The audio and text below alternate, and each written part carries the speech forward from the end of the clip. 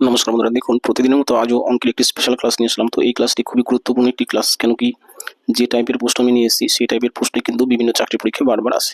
আর দেখুন ট্রিক্সগুলো খুব সহজ এবং শর্টকাট ট্রিক্স। দেখুন আপনি দেখলেই বুঝতে পারবেন। 1 নম্বর প্রশ্ন কি বলেছে, কোনো একটি সংখ্যার বর্গের 3 গুণ থেকে সেই সংখ্যার 4 গুণ বিয়োগ করলে প্রাপ্ত ফলটি সংখ্যাটির অপেক্ষা 50 বেশি হয়। তাহলে সংখ্যাটি কত? আচ্ছা, দেখুন আমরা কীভাবে করছি। এটা আমরা অপশন টেস্ট করেও করতে পারি। দেখুন আগে আমি অপশন টেস্ট করে করাচ্ছি, তারপর অন্য নিয়মও দেখাচ্ছি। দেখুন, তো আমরা কি করতে পারি, এ নম্বর অপশন দিয়ে টেস্ট করি।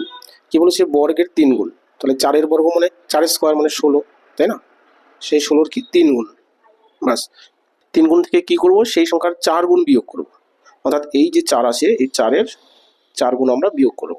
ঠিক আছে, বাস এই বিয়োগফলটা আমরা কত পাচ্ছি, সেই বিয়োগফলটা হবে কি সংখ্যাটির থেকে 50 বেশি হওয়ার কথা। দেখি হচ্ছে কি না, যদি না হয় তাহলে অপশন বি টেস্ট করব। আচ্ছা, তাহলে 3-16 এখানে 48 হচ্ছে, 48 থেকে 4-4-এ 16 বিয়োগ করছি, তাহলে আসছে কত, 24, তাই না? তাহলে দেখুন এই 24 কারো চাইতেই 50 বেশি হবে না, তাই না? কারণ সেই উত্তরটা আমাদের কি 50-এর বেশি থাকতে হবে, তাহলে উত্তরটা মিলবে। তার মানে অপশন এ কিন্তু অ্যান্সার হচ্ছে না। ঠিক আছে, তাহলে অপশন বি টেস্ট করতে পারি, বা সি ডি যে কোনো একটা টেস্ট করতে পারি। দেখুন অপশন বি আমরা টেস্ট করছি। তাহলে কি সেই সংখ্যার কি বর্গের 3 গুণ, তাই না? তাহলে এই 5-এর বর্গ মানে কত, 25। এবার 25-এর 3 গুণ, তাই না? 3 গুণ থেকে কি করব, সেই সংখ্যার 4 গুণ বিয়োগ করব। অর্থাৎ বিয়োগ, এই 5 আছে, 5-এর 4 গুণ মানে 4-5-এ 20 বিয়োগ করব। বাস দেখি বিয়োগফলটা কত আসছে, 3-25-এ 75, 75 থেকে যদি 20 বিয়োগ করি তাহলে কত হচ্ছে, 55। এবার আমাদের দেখতে হবে এই 55 কি 5-এর চাইতেও কি 50 বেশি, তাই না? মূল সংখ্যা তো 5 বলেছে, সংখ্যাটির থেকে 50 নাকি এটা বেশি হবে। তাহলে দেখুন এই 5, তাই না, এই 5-এর চাইতে এই 55 কত বেশি, 50 বেশি, তাই না? এই যে 50 বেশি, কারণ এই দুটোর বিয়োগফল কত হতে হবে, 50 হতে হবে। 55 - 5 ইকুয়াল টু কত, 50-ই হচ্ছে। অর্থাৎ এটাই হচ্ছে বন্ধুরা উত্তর। ঠিক আছে, এভাবে আমরা অপশন টেস্ট করে করতে পারি অঙ্কটা। আবার কি করতে পারি, এক্স ধরেও করতে পারি, কিন্তু এক্স ধরে আমরা সহজে করবো না, কেন কি এক্স ধরে করলে কিন্তু এই অঙ্কের মিডিল টার্ম আসবে। ঠিক আছে, তাহলে এই হলো বন্ধুরা 1 নম্বর অঙ্ক। দেখুন আমি তবু এক্স ধরে একবার করাচ্ছি। দেখুন তাহলে, যদি আমি সংখ্যাটি এক্স ধরে নিই, তাই ধরি আমরা কি সংখ্যাটি এক্স, তাহলে সেই হিসাবে কি বলেছে যে সংখ্যার বর্গের 3 গুণ। বর্গ মানে কি, এক্স এর বর্গ মানে এক্স স্কোয়ার, এর 3 গুণ, 3 গুণ মানে কি 3x, বা একে এক্স দিয়ে গুণ, এক্স স্কোয়ারকে 3 দিয়ে গুণ করলে কি হবে, 3x হবে। আচ্ছা, সেই 3 গুণ থেকে কি করতে হবে, সেই সংখ্যার 4 গুণ বিয়োগ করতে হবে। 4 গুণ মানে কি 4x, তাই না? সংখ্যাটা এক্স, তাহলে 4 গুণ মানে কি 4x বিয়োগ করতে হবে। বিয়োগ করলে কি হবে, প্রাপ্ত ফল সংখ্যাটির অপেক্ষা 50 বেশি। অর্থাৎ এই যে ফলটা পেলাম, এই ফলটা কি সংখ্যার চাইতে 50 বেশি। সংখ্যাটা তো এক্স ছিল, তাই না? তার চাইতে এখানে 50 বেশি আছে, তাই না? এখানে 50 বেশি আছে।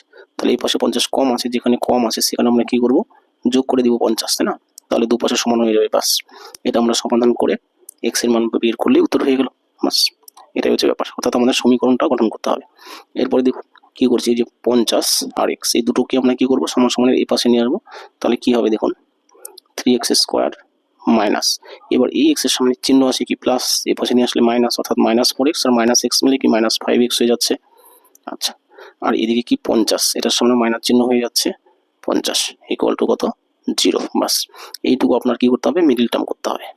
মিডিল টার্ম করলে আমরা এক্স এর মান পেয়ে যাব। দেখুন সেটা মিডিল টার্মের নিয়মটা কি ছিল, দেখুন যে আমরা 3x স্কোয়ার এটা লিখলাম, মাইনাস কত 5টা না লিখে এখানে একটা ব্রেকেট দিলাম, সঙ্গে একটা এক্স দিলাম, মাইনাস যা আছে আমরা সব একই লিখবো। শুধু কি করলাম, এই 5টা লিখলাম না, ঠিক আছে? 5-এ যে একটা ব্রেকেট লিখলাম। এবার 5টা আমরা কিভাবে লিখবো সেটা আমি দেখাচ্ছি। এই লাস্টে আছে 50, এদিকে আছে 3, এই দুটোকে ভেঙে অর্থাৎ 50কে আমরা লসাগু করবো। লসাগু করলে কি পাবো, 25 দুগুণে 50, তাই না? অর্থাৎ লসাগু করলে পাবো 25 দুগুণে 50। 25 মানে কি 5-5-এ 25, আর এদিকে একটা 3 ছিল, তাই না? অর্থাৎ টোটাল এই উৎপাদকগুলি পেলাম। এবার এই উৎপাদকগুলি গুণ করে বিয়োগ করে আমাদের 5 তৈরি করতে হবে। দেখুন এদিকে 3-5 15, আর এদিকে 5 দুগুণে 10, অর্থাৎ 15 মাইনাস 10। বাস এইটুকু কাজ যদি করতে পারেন তাহলে আপনার অঙ্ক শেষ। দেখুন কিভাবে বাকিটুকু করছি। এখানে আমরা ডাইরেক্ট লিখবো কিভাবে, যখন দেখছেন যে ঋণাত্মক সংখ্যা আছে আর কি ধনাত্মক সংখ্যা আছে, আমরা ঋণাত্মক সংখ্যাটা নিব। যেমন কি এই ব্র্যাকেটটা যদি যখন আমরা তুলে দিব, তখন এই মাইনাস আর এই মাইনাস কি হবে, গুণ হবে। তাহলে মাইনাসে মাইনাসে এই প্লাস, 10-এর সামনে প্লাস চলে আসবে, তাহলে এটা আমরা ডাইরেক্ট কাটা দিয়ে দিতে পারি। তাহলে থাকবে কি -15, আর এদিকে থাকবে 3। তাহলে 3টা যদি আমরা কমন নিই, এখানে কি থাকবে না, 3 কমন নিলে এখানে শুধু 5 থাকবে, অর্থাৎ -5।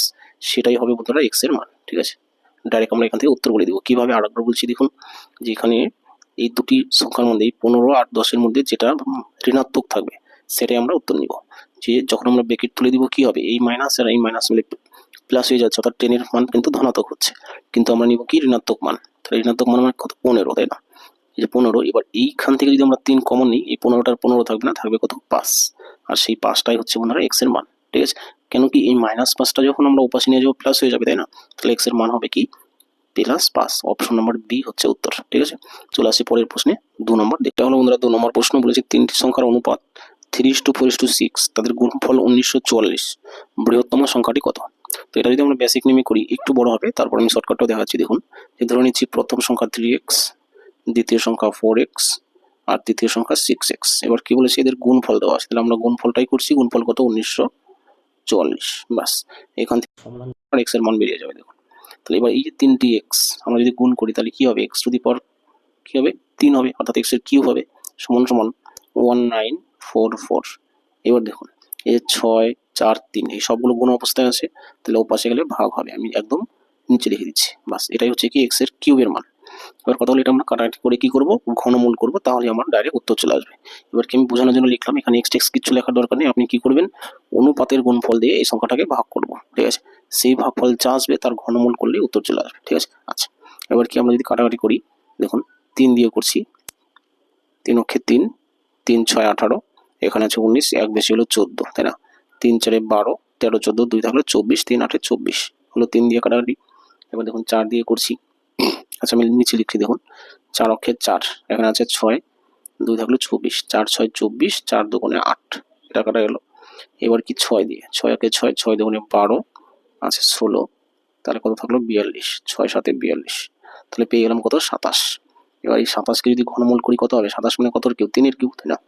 তাহলে 27 মানে 3 এর কিউব, অর্থাৎ x সমান সমান কত আসলে, x সমান সমান 3 আসলো। এবার প্রশ্ন করেছে কি, যে বৃহত্তম সংখ্যাটি কত? তাহলে আমাদের দেখতে হবে বৃহত্তম অনুপাতটা কত। বৃহত্তম অনুপাত কত, 3 4 6 এর মধ্যে 6 হচ্ছে বৃহত্তম অনুপাত, অর্থাৎ বৃহত্তম সংখ্যাটি কত, বৃহত্তম সংখ্যাটি সমান সমান 6 ইন্টু x এর মান হচ্ছে 3, তাহলে 3 6 কত, 18, তাই না?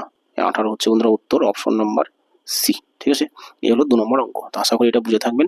তাহলে টোটাল ক্লাসটি দেখার জন্য ধন্যবাদ। ক্লাসটি ভালো লাগলে অবশ্যই লাইক কমেন্ট শেয়ার করবেন। নতুন বন্ধুরা চ্যানেলটি সাবস্ক্রাইব করুন। রাখছি তাহলে, থ্যাংক ইউ।